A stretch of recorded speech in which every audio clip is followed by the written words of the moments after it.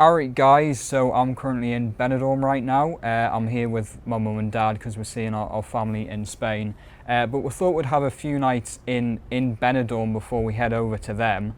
And just before I get into the main content of this video, so we're at the Don Pancho Hotel in Benidorm. When we arrived the other night, we went to the hotel desk to check in and they basically said to us, oh, by the way, we've given you a surprise upgrade to the attic suite, which is literally the best room in the entire hotel. So here's some shots of what it looks like. So we're literally right on top of the roof. So we've got this incredible view.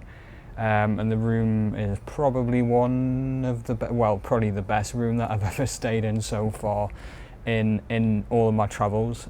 But I believe that one of the reasons why we've been given this room upgrade, aside from the fact that the room was obviously free on the nights when we were here, is because the Spanish are so happy to be able to have their economy lifted again by all of the Brits coming on holiday to Spain every year. So I don't know whether you've seen all of these stories in the media recently about the negative side of coming abroad now after we've left the EU with all these checks that Spain are imposing. These checks are actually EU checks. They're in the Schengen area, I think it's called, which is basically most of this part of the EU. So there's this whole £85 a day, €100 a day per person money check thing, that you've got to have that amount of cash to be able to be let into the country to holiday. The chances that you are going to get checked on this are very, very, very low. We didn't even get checked for our COVID passports when we came into the country. They're random checks, essentially. And I just feel like there's a lot of scaremongering going on in the UK press. When we came into Spain, I didn't even notice any difference at all to when we were in the EU to now coming into the country. The only difference obviously is that you'll get your passport stamped. You know, there is a chance that you may be prone to harsher checks, but we didn't see anyone being asked these questions because genuinely you're in a queue of hundreds of people and there's only two or three people on the desks through passport controls. So the likelihood that you're going to be asked this is very, very low. Now at Newcastle Airport, when we came through the security and passport control and whatever and got into the duty-free area, there was a woman that was conducting a survey on behalf of the UK government. So she stopped us and we took part in this survey, and her job was to find out how much the UK economy is losing per year by us coming on holiday to places like Spain, etc. Now in my head, as someone who loves travelling and seeing all this stuff in the press and the media that's been circling around about all these things, there's alarm bells ringing in my head because I'm thinking to myself, what are the UK government actually going to do? Are they actually going to do something, as in to scaremonger people, or putting in rules or laws that probably won't be enforced but to try and put you off from coming abroad? You know, we've came on holiday to Benidorm. Everyone that we have seen, they're so welcoming, they're so happy because they've all got their jobs back after the pandemic. And Spain relies so heavily on tourism because there's massive not just Benidorm, but all over the country, massive tourism destinations.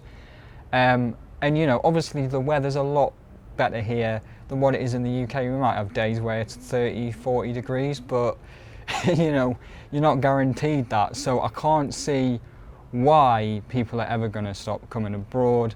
And the fact that there is a lot of stuff circulating in the UK about, you know, all this negativity seeming like it's trying to put people off going abroad is an insult to freedom, really. So I just wanted to make this video to give you the lowdown on our experience. I've been to the EU 3 times in the past year. One of them was during when we had all of the passenger locator forms and you did have to prove that you've had COVID jabs and stuff like that. and that was going to into Madeira. The Madeira passenger locator form was actually quite easy. Coming back, R1 was a nightmare. Again, another reason why I thought, are they trying to put us off going on holiday? Because seeing as R1 was a nightmare, but Portugal's one to get into Madeira was fine.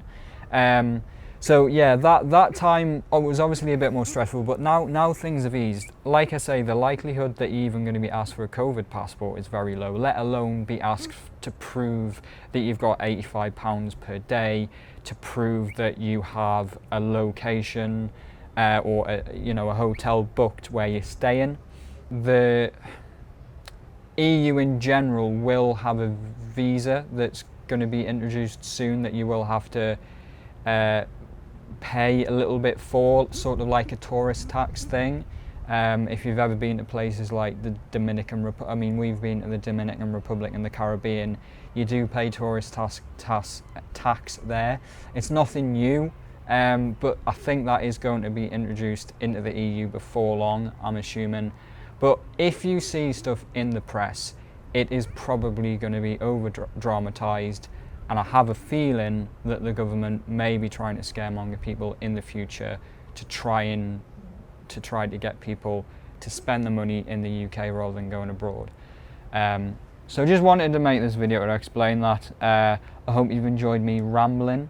But as this is a dedicated travel channel, I felt the need to make this video, and I'd just like to say thank you to the Don Pancho Hotel, this video is not sponsored in any way at all, but it might as well be, because they've given us this bloody room upgrade, which is amazing. I mean, the views are insane.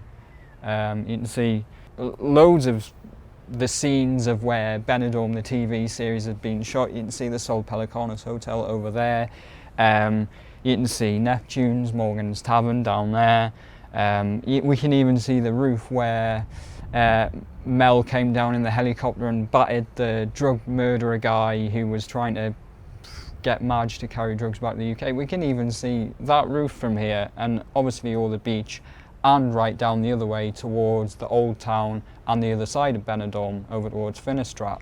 It's an amazing view, and it's really made our experience quite special, to be honest. So yeah, I hope you've enjoyed watching this, and I'm going to end this now because I'm just rambling on and on and on. So thank you for watching, and I'll see you in the next video.